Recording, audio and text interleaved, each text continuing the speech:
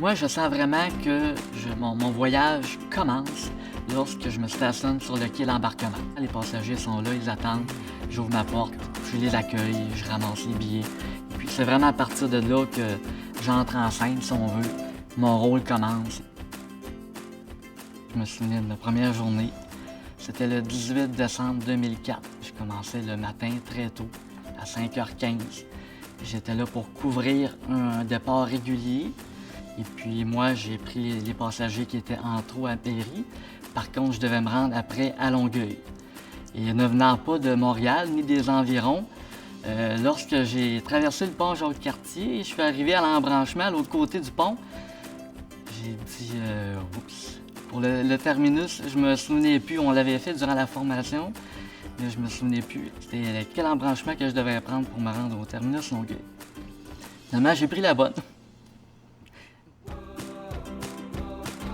Une anecdote, j'en ai une que je me souviens très bien. J'étais sur un trajet de Rimouski vers Gaspé de soir, à partir de Grande-Rivière.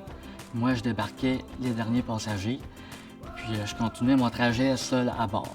Étant donné qu'il n'y avait pas de passagers à bord, j'avais monté le volume de la radio, puis il y avait Summer 69 de Bryan Adams qui jouait. Donc j'ai monté le volume un petit peu, puis je me suis mis à chanter.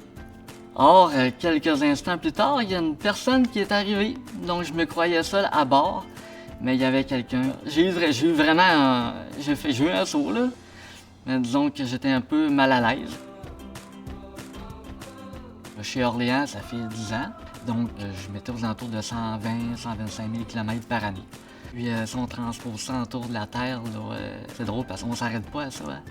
Et à tous les jours, on rentre au travail, on fait notre trajet, et puis... ouais, 30 fois le tour de la Terre, c'est assez impressionnant, ouais.